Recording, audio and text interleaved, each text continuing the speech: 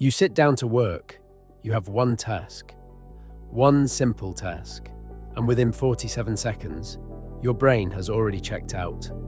You're not lazy, you don't have a broken brain, and no, you don't need another productivity app. The real reason you can't focus has nothing to do with willpower.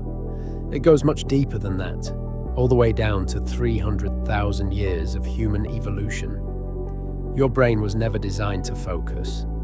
And once you understand why, you'll finally know how to work with it instead of against it. Let's get into it. Picture your ancestor, not your great-great-grandmother. I'm talking about a human from 300,000 years ago, living on the African savannah. Their job wasn't to write a quarterly report.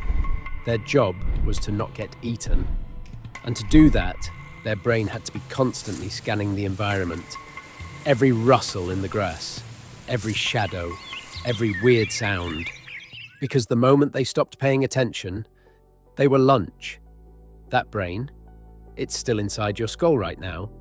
Neuroscientists call it the default mode network, a system in your brain that, when left alone, automatically starts scanning for threats, social cues, and new information. It's your brain doing what it was built to do, survive. The problem is that your ancient brain can't tell the difference between a lion in the grass and a notification from Instagram. To your nervous system, an unread message creates the same low-grade alertness as a potential predator. And your brain, loyal to its original programming, says, better check that first. Focus isn't your brain's default state. Distraction is. Now, take that ancient hypervigilant brain and drop it into 2024. The average person receives 65 to 80 smartphone notifications per day. Every single one of those is a tiny little threat signal firing inside your nervous system. A tiny jolt of cortisol, your stress hormone, telling your brain, pay attention, something happened. And here's the part that most people miss.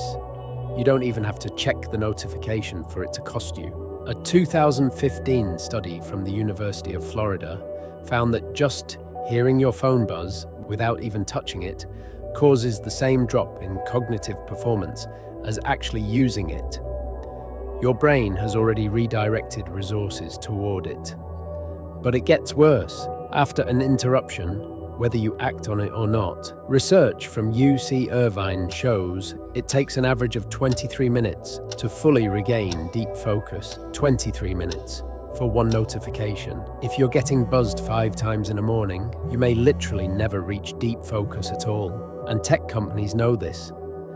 Apps are built by teams of engineers and psychologists specifically to trigger your brain's novelty-seeking system. Every scroll, every like, every new post is engineered to feel just unpredictable enough to keep your dopamine system hooked. This isn't a character flaw. You are up against billion-dollar systems designed to hijack your oldest instincts. So if distraction is our default, what even is focus? Neuroscientist Daniel Levitin describes focused attention as the brain entering a state where the prefrontal cortex, the rational, goal-oriented part of your brain, suppresses the noise from everything else. Think of it like a spotlight in a dark room. Your prefrontal cortex is the person holding the spotlight, and everything in that spotlight gets energy, processing power, and clarity.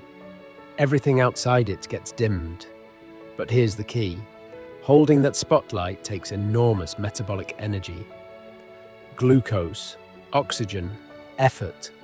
Your brain makes up only 2% of your body weight, but it burns roughly 20% of your total energy. And sustained focus is one of the most expensive things it does.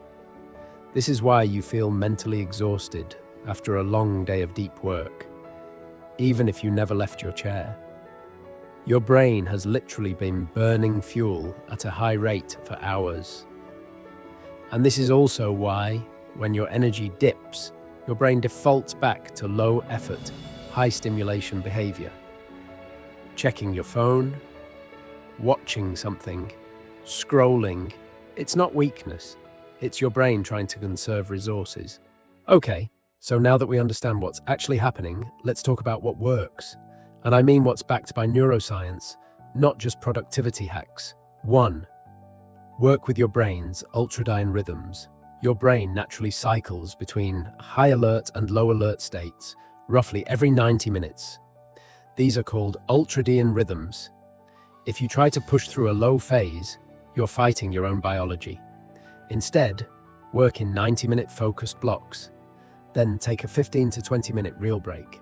Not a scroll break, an actual break.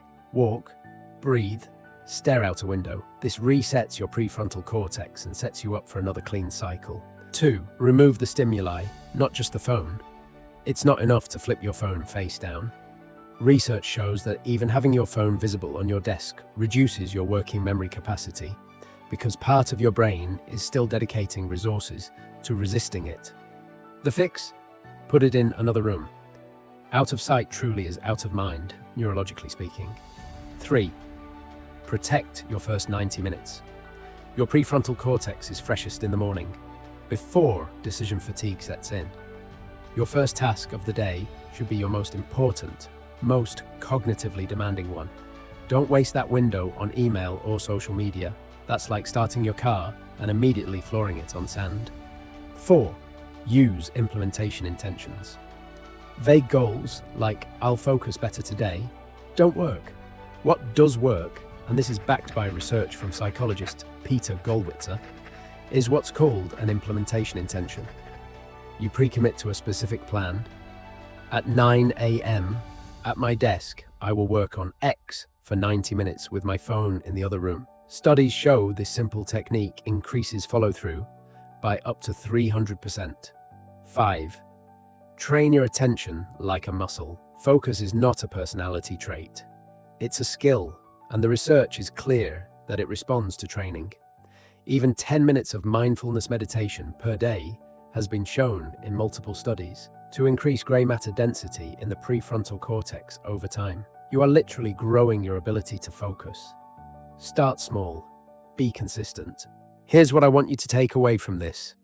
You were not built to sit in front of a screen for 8 hours, processing information that would have been overwhelming to a person 100 years ago.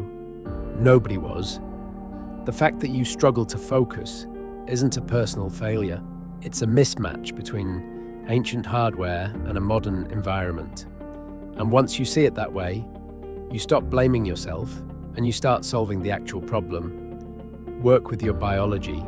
Protect your attention like it's your most valuable asset. Because it is. Your focus is the most powerful tool you have. It just needs the right conditions to work. If this video helped you understand your brain a little better, subscribe, because that's exactly what we do here. I'll see you in the next one.